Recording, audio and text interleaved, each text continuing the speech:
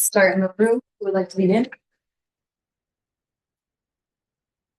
Hi, Sabrina. Hey, Coach, how are you? You're in person. You've had a lot of success with the younger players who've been in your system for a while and are just having better seasons this year. Like Thorpe has obviously gotten better, Richard Carlton's gotten better. Just with such small roster sizes in W, how do you keep people around long enough to make sure they get to develop in your Yeah, system? it's a great question. It's not easy. The obviously free agency and the new collective bargaining agreement from 2020, they get to it faster. And so I think with some of I mean, obviously Dork is just a second year player, so we expect her to improve, expect Diamond to improve, through the life of their rookie contracts. And then after that, you hope that you've treated them well enough. In our case with Carlton, we've had, since her rookie season, and she feels the trajectory that she's on with us, believes in what we do it, what we're doing, how we do it. And, we're fortunate that players want to stick around. What do you think has gone into KOSU numbers being as efficient as they've ever been? Life of a shooter, it's good right now, and I hope you didn't jinx us because we need to be good tonight too.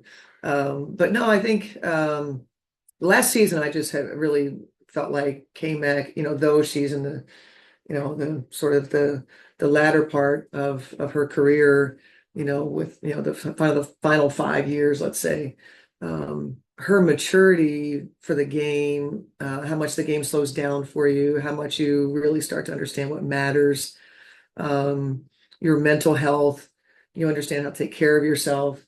I think all those come into play for K-Mac, and I just think she's appears to be feeling physically the best that she's probably ever felt. I think in terms of mentally, just a really healthy situation. And so when you feel that good about everything around you, teammate wise, her and Fee were just exceptional for us last season. They're continuing with that this season. They played together over in Fenner, over in Turkey, and I just think she's just in a really great place. And it's obviously a better question for her, but that's what it feels like to me.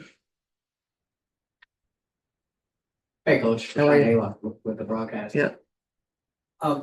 Prior to the season, you and some of the players were kind of vocal about being toward the bottom of the power rankings. What did you know about this team that maybe others didn't know when they were sort of projecting or forecasting this season? That would be better than ninth. We were pretty sure. We were pretty sure. I was happy to see some players like Fee, who has been around since 2019, and she laughs and she says, every year they pick us there, and every year we're outperforming the experts, and at what point do they learn? And I just I don't put a lot of stock into it one way or the other. If they pick us first, I'd have something to say, I'm sure. But it's I believe it's one of those things that it's hard for people to understand the construction of a team that doesn't include the names that they know, that are the quote stars of the league. And we have a star in Nafisa Collier, and Nafisa Collier carried us.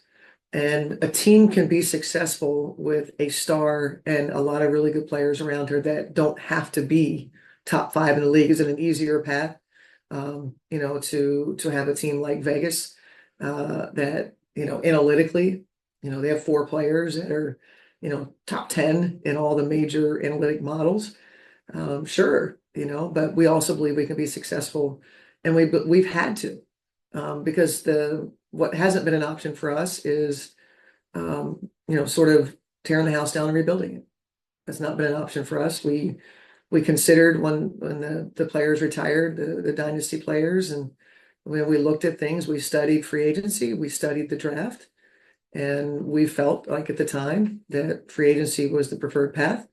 And then, it just so happens that, Nafisa Collier happened to us, and, we didn't need to go that route. And so we have, in free agency, this past season, we targeted 2 players that we believed that could really help us in Courtney and Lan, and that's proven to be true. You never know how things are going to work out exactly until you're in the trenches. And for now, through 8 games, it's gone okay for us. Follow-up again. Why is Courtney's transitioning been For us, for you? yeah, I think Courtney is seamless wherever she is. If you're around Courtney, you know, she lights up a room when she walks in. She's easygoing. She is who she is, and it's direct and authentic and all those things. And so she literally can fit anywhere. So I don't believe it's just how did she fit in you know, how has she fit here in Minnesota? I've enjoyed coaching her, and my experiences with Courtney with USA Basketball were limited, but nonetheless, I was on the court with her. And what I enjoyed about her, and I was confident in our relationship, the ability for us to pair together, was we're both pretty direct. There's not a lot of nonsense. We say what we think and we move on. And matter of fact, K-Mac was laughing today in the circle how I'll say something to court. Well, you know, you want to shoot that shot, you know, make it. You shoot 30% in practice. Why don't you go ahead and make it? And she's going to come right back at me. And then she's got, you know, just she's funny. She's really, really funny. And it's just, I think for everybody, you know, the relationships that you can have with Courtney are so simple. And it's really been a breath of fresh air for us. Coach John W. Davis with the Southern California News Group here in Los Angeles. When you have a relationship with the opposing coach like Kurt Miller, someone that you do work with, Team USA, you know, he has several of his former players or your players now. Like he was just talking about how you both like to strategize and talks about the way that you like to come off screens, things like that. You know, when you are together on the Team USA side, but then when you have to play against each other in the WNBA game, like how do you balance that? Because like obviously you're telling him things that you like to do, he's telling him things you like to do. Like you know each other. Yeah, we do. Players got to play. You know, we changed all the names of our plays for this game. And probably has done some things as well. But no, I mean the players have to play. You know, all coaches know each other. I mean, Kurt and I've been together in the league for a long time, and we've had some great battles. And so I just think we all know each other's tendencies. You know, I'm watching, I'm going, shit, that's the play he ran back when AT was the 3 for Connecticut when you're posting Rakia Jackson up. So I think it's more of that, your familiarity with each other in the league, and then pairing together, you know, for something as special as being a part of the national team. There is a greater intimacy that you share with coaches because you're on the road together and you're meeting all the time and you're talking about, you know, different strategies and experiences. And so I don't know that any of that's really going to be all that helpful to us winning the game, or hopefully them winning the game tonight. Hopefully not. Go ahead. Gonna now pivot to the Zoom, starting off with Marnie and Leah. Hello, hi coach. I want to ask you about steals and your team leading the league in steals. You had 15 against Dallas. How do you feel like the team has walked sort of the fine line of not gambling too much or knowing when to take the gamble? Yeah, I think you guys should all write about how we went from a team that could not turn a team over last season. And now we have a team that we're like number one, like you said, steals and it's crazy, right? That is not what we sat around in the offseason and said, you know what, we're going to put a team together that steals the ball. And this is how we're going to do it. We at no point in time have schemed that part of our defense. We were really particular about what we were trying to get done on the defensive side to improve. And it has translated into this group's identity. And so I don't worry about gambling because the defense isn't built on Cheryl Swoop style steals. I don't have individual play that is designed around, hey, you go get your steals and here's how you're going to do it. It's a team concept. We understand where we have to be for each other. And when we do that, when we're all in sync like that, that's the deflections. You know, we've been fortunate that I have found that most games that we played in this season, we were winning the deflection battle. That was contrary to what we experienced last season. So those things lead to, you know, those good opportunities to, you know, to turn a team over. I wish I had a sexier answer than that, but that wasn't planned. With Leisha Clarendon back in the lineup, and Leisha's already had a triple-double this year and very familiar, obviously, with Leisha's play. How does it change your approach to this one? Well, Leisha's, you know, them being without Leisha has made it more challenging to run their offense. Leja is a terrific leader of an offense, really both ends. Leja's ability to make things easier for Lexi Brown, Kia Nurse, Dearica Hamby, all and whoever Leja's playing with, it's they're just that talented. And the pick and roll offense that I coached and loved, now we go, good luck, once Leja dribble holds you, it's over, just good luck. But I think Leja is going to make a big difference for the Sparks, particularly at the offensive end. Thank you. Kent next, then go Terry. Yeah, I was wondering if, in your mind, with the roster that you have, what's the key to effective interior defense, especially against bigger teams? I mean, there have been games like the Dallas game where it started out kind of iffy in that regard, but got better as the game went on. What has to happen in your mind for that to be kind of sealed down with the people you have? Well, Dallas is such a different team that most teams don't have what they have, of what they can put in the paint. I mean, so that's a challenge for most teams with the size that they possess, and we just don't have that. And I think overall, our team's success in the paint, there's just different ways to be in the paint. I hope that we're not going to allow easy penetration. That's a team concept.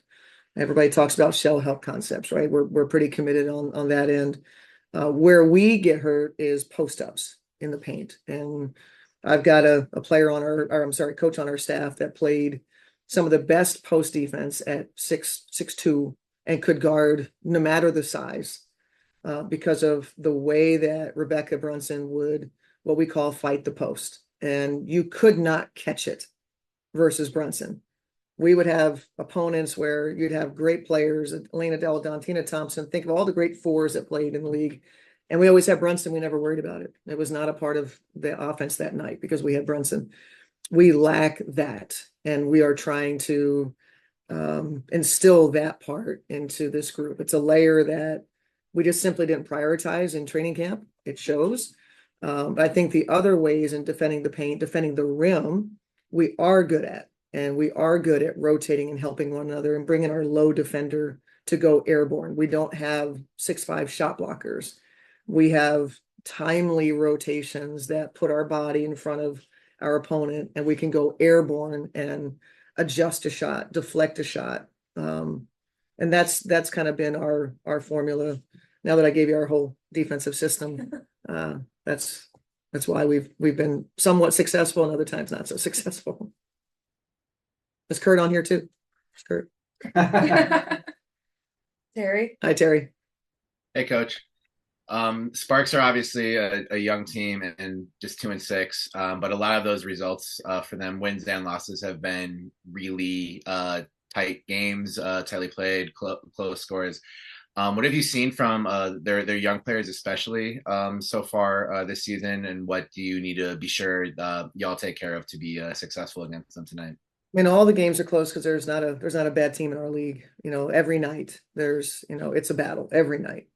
And I think what I've seen from the young talent is what we saw in college, which we knew that the LA Sparks, with those 2 high draft picks, were going to be getting 2 players that were going to be a significant part of their future. And that has played out in the games that we're watching. Shout out to Dearica Hamby, not necessarily a young player, but has I think has a maturity about her at this point in her career where I think she's been terrific in guiding Cameron and Rakia, and her play. I mean, her play has been really impressive. And yeah, I mean, that's what you can hope for if you're LA. When you have misfortunes in your season and you get high draft picks or you trade for them and you get the talent that was in this draft. That's a pretty good foundation. Awesome. And Thanks, Coach. questions? You're welcome, Terry. You're good. Thanks. Thank Thanks, you. Cheryl.